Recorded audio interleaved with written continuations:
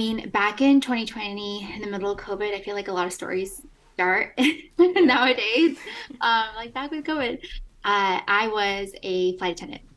Hmm. So I had dreamed of being a flight attendant since I can remember, since I was so small because, or so like so young because my Hmm. mom was also a flight attendant growing up. So I would watch her, and it was just always like a big dream for me. And then right before COVID in 2019, the process of becoming a flight attendant can take months to, I think, Hmm. up to 6 months from when I Oh interviewed wow. and actually became a flight attendant, and then the training process and so forth. So by the time I started flying was the end of 2019, and then COVID hit, started kind of, gradually coming out there January, come February, and then March is really, I think, when things started shutting down. But I had just started getting comfortable with my Mm. job in March. And so when everything shut down, that included restaurants and airports, that included, flights, that included us just not getting called in, Mm. rarely ever. And then that also included when I would go fly, I would probably be isolated for a good 24 hours before I could even see a family member. Oh wow. Or even if I was, on a trip, I wouldn't go anywhere. I would just sit in my hotel room because I was scared of going outside.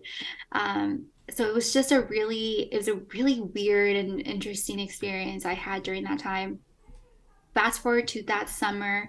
At that point, everything was still so fresh, and it was completely unknown on when things were going to be done or when things were going to get better. And I Mm. think I was holding on to that hope of, okay, things might get better. But by summer, I was just already burnt out, and I was exhausted, and I was missing my family. I was also living part-time in LA, and I'm from Eugene, Oregon. So I was living part-time in LA, and it just was it was so weird. It was just having to commute from, like, normal people commute 20 minutes, half an hour, or maybe max an hour to their location. I was commuting like 6 hours or 4 hours and on a plane ride. Wow. So by then I basically was like, I need to do something different. I need to just, yeah, I need to look for something else that's gonna be better for my mental health, be better for my life in general. I found out about a virtual assistant that really changed the things for me. Jessica Hawks, she went viral during that time about a virtual assistant job, and she kind of talked about how she made X amount of money in a month or in 4 months. And I love this business side of things, but I also had admin experience. So it seemed like I could do that. It seemed like things in my past I could apply to being a virtual assistant. You'd work remote. And I basically jumped in. When I'm the type of person that likes to jump head first. I rarely think about it, and that too with, being a content creator, I have to jump into the idea and do it right then and there, or else I won't do it, or it'll be 2 weeks before I actually post something. So within like 2 week time frame, I had a call with Jessica. I had created my Instagram for the business. I had put together my packages, and then I had my first call with my potential client, and it happened so fast. So basically, I was just doing two jobs, which I was very used to doing growing up. I would always like at least work two jobs. So I was doing flight attendant and then also doing virtual assistant on the side from, I would say, end of summer through December. And then it became to the point where I was booked out with my clients, and Wow. what I was making as a virtual assistant replaced my income of being a flight attendant. And I was like, I want to do this full time. So That's that's how I started in that area. Over the years, I've evolved to social media management and social media marketing strategist, what I call myself now. So I don't do VA stuff anymore. I just do social media management and social media marketing. But that's kind of the gist. and how long did you do the virtual assistant before Yeah, and then pivoting into social media manager? I mean I would strategist. say it was a good year. I would say A definitely I year. did I did virtual assistant for a whole year before I decided to pivot to just social media marketing. And the biggest reason for my pivot was not only did I fell in love with social media, I fell in love with the marketing side of things. I Mm-hmm. found that my strengths were really in keeping up with the algorithm, creating content, kind of big picture, rather than just doing admin tasks. And what's so funny about this is like I said, I had administration experience. I had been a receptionist. I was front desk at a salon and spa for about 7 years. I just did a lot of, I was also a manager at the salon for a little bit. So my idea initially was, okay, I'll do admin because I'm good at it, because I'm Mm-hmm. familiar with it. Not necessarily I'll do admin and I'll do virtual assistant because I love it. So for me, at first it was like, I'm good at this. I'll do, I'll continue, take those skill sets and put it into virtual assistant. When after a year, when I realized that my love for what I was doing was really based off of social media and marketing, that's when I pivoted to like, okay, I don't have to be doing things just from what I'm good at. I can actually evolve and focus on what I love to do versus things that I don't love to do. So, That's so interesting because there's like two things.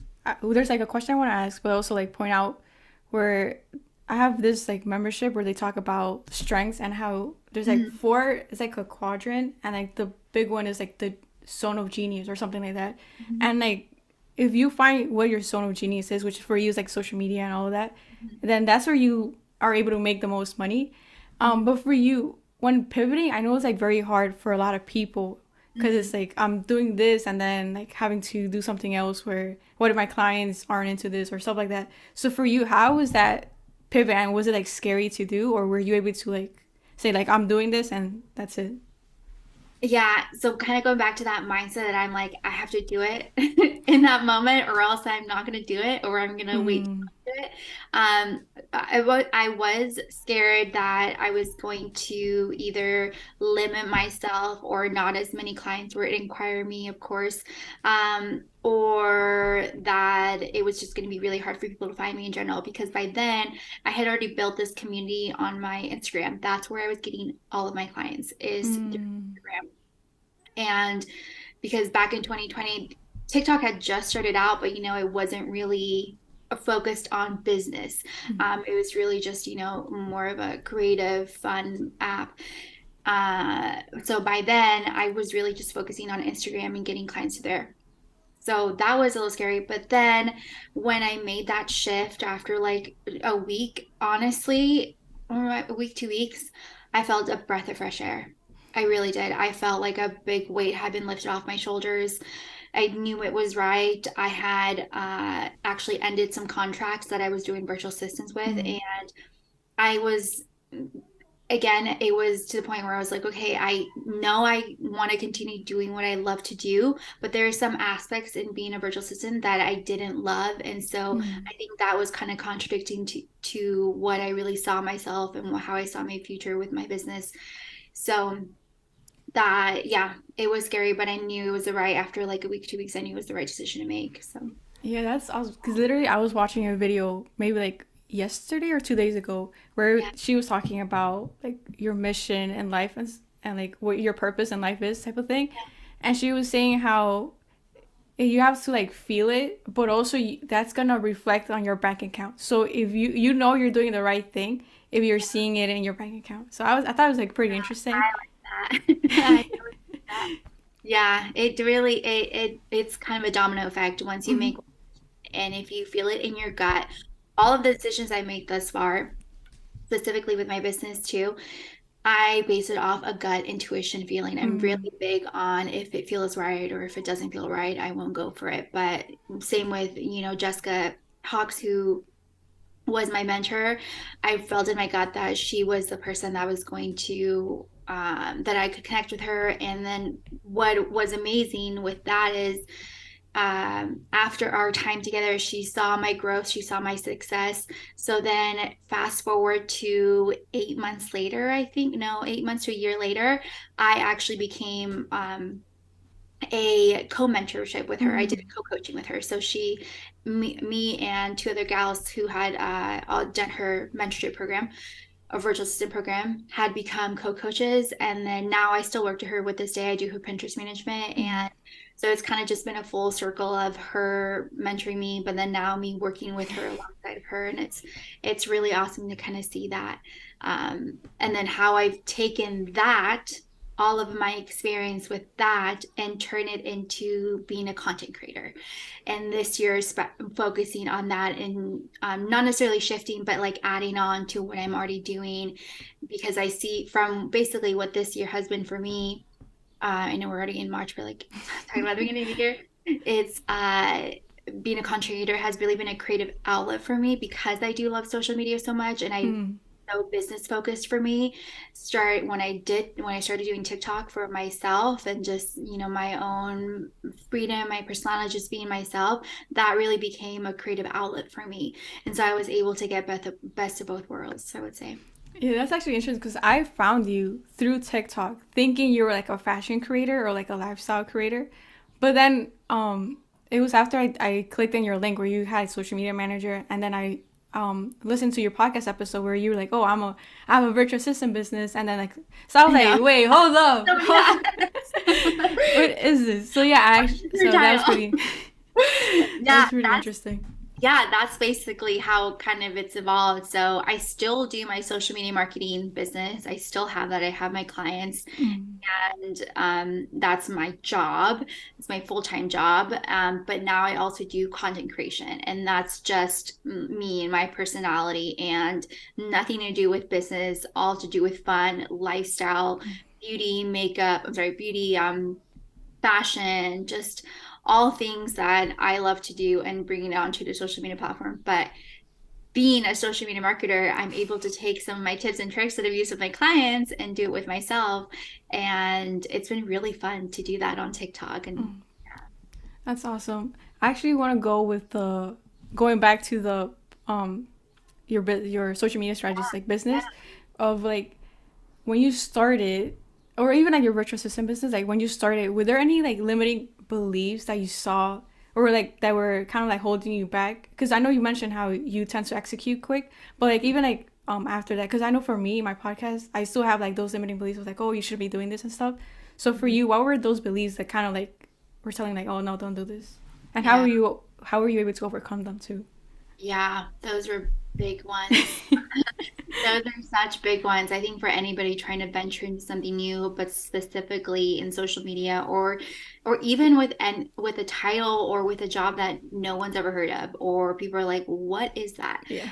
Um, it honestly, for me, I had to completely put on my blinders and just not look at even because I started my own account on Instagram specifically for business. So I didn't even focus on my personal page. I Mm. didn't post on that about what I was doing.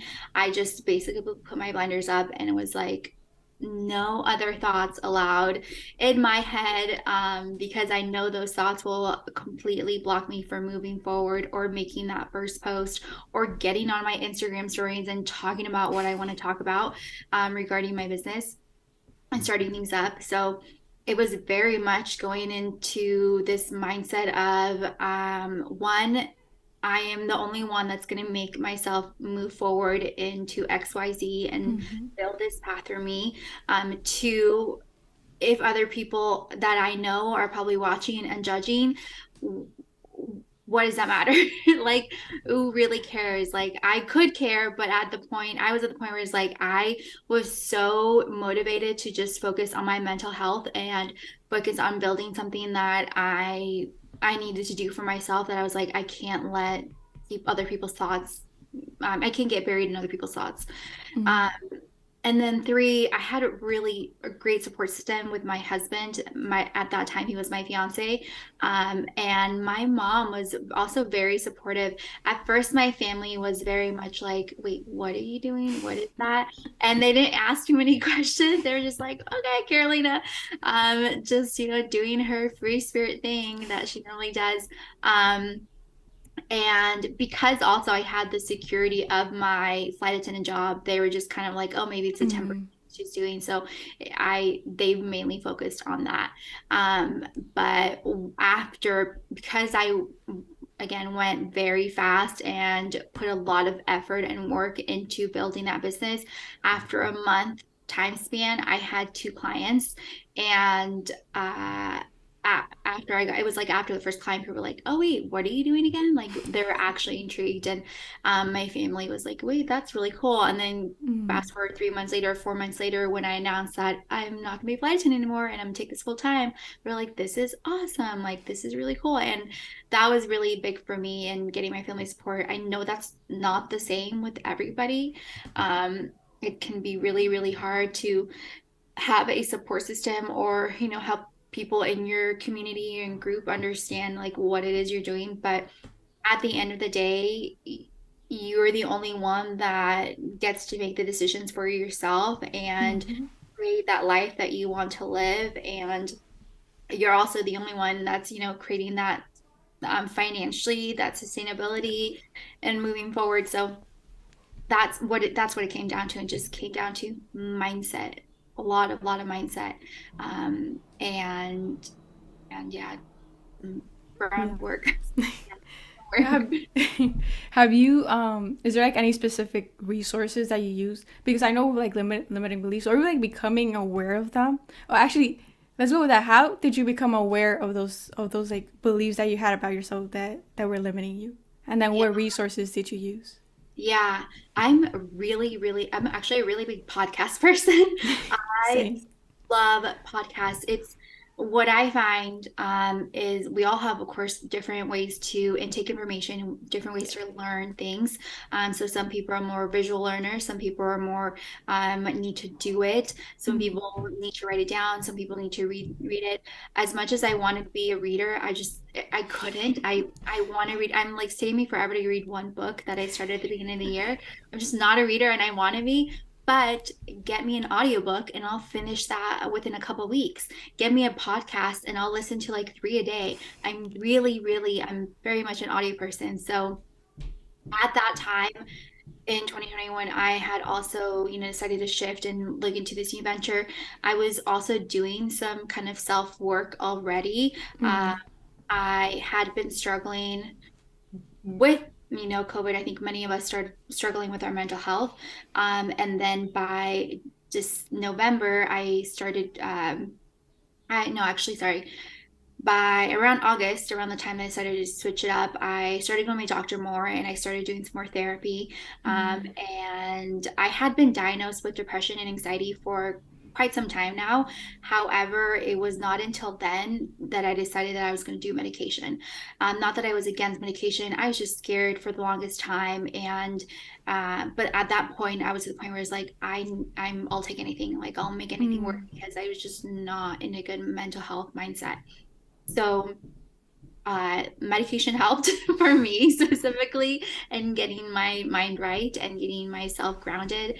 But then again, doing these practices like podcasts. But what it came down to, I think I kind of learned the hard way. It's just like I was very down on myself. I was depressed. I had anxiety. And I got to a point where I was like, I'm like crying, and that like feeling where, like, I can explain this way, where you like feel like you have a frog in your throat. You feel like you're mm. kind of like you're like basically like underwater, kind of feeling like you're about to Yeah. like, that's what I had felt constantly throughout those months. And um and that was kind of my self-aware moment where like I need to make these changes for Mm, myself, because I'm the only one that's going to make them. And as much as support as my therapist can give me, and my husband, and podcast, and all these other resources, it's really up to me to make those changes. So that shift in my mindset, along with the support of all the tools that I was using, I feel like really, really helped me just get through it all. mm. Yeah, I think that's really important. For me, I listen to a bunch of podcasts. Do you have a specific podcast that you listen to? Oh my gosh, Brene Brown, Brene anything Brown. she does. So it's Unlocking Us. Mm, Like two podcasts. But Unlocking Us, she interviews a bunch of different, uh, not even like celebrities, but a bunch of different therapists, a bunch of different people that do groundbreaking work. And Mm. she herself is like this world-renowned therapist. Like she's amazing. Mm. And her podcasts are always like, I after I listen to an episode, I'm like, my mind is blown. And then I also listened at that time to Super Oprah's Super Soul podcast. Mm. She doesn't, I don't know if it's like I don't think she comes out with new episodes anymore, but it was very active at that time. She had always come out with different episodes. Mm. So I did Oprah, Super Soul, and then Brene Brown, Unlocking Us.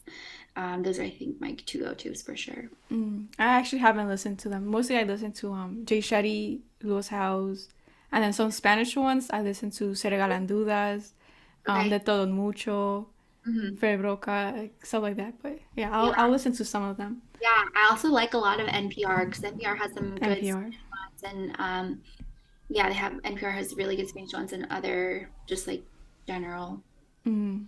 news ones, but are good for you. But yeah, I love podcasts. I think Same, same. they're fun.